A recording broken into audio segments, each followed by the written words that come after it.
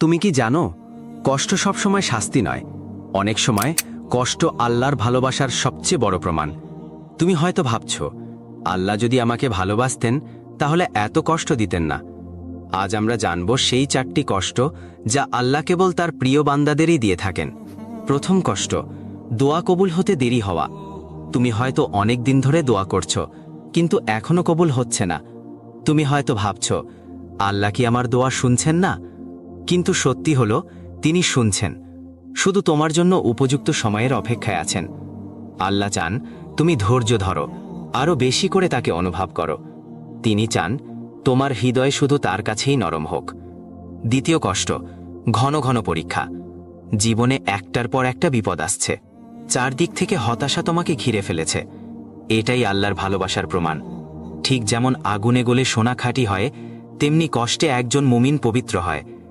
আল্লাহ যখন কাউকে ভালোবাসেন, তিনি তাকে বারবার পরীক্ষা করেন, যাতে সে আরও পরিশুদ্ধ হয়। তৃতীয় কষ্ট, প্রিয় জিনিস কেড়ে নেওয়া। তুমি হারিয়েছ ভালোবাসা, কাজ, অর্থ কিংবা কোনো মানুষকে। হয়তো ভাবছ, কেন? আল্লাহ জানেন, হয়তো সেই জিনিসটা তোমার জন্য ক্ষতিকর হয়ে যাচ্ছিল, তাই তিনি তোমার পথ পরিষ্কার করেছেন, যেন তুমি আরও ভালো কিছু পেতে পারো। তিনি যা কেড়ে নেন, তার চেয়েও অনেক উত্তম কিছু দিতে চান। চতুর্থ কষ্ট, তোমার চারপাশে অনেক মানুষ থাকা সত্ত্বেও তুমি নিজেকে একা অনুভব করো।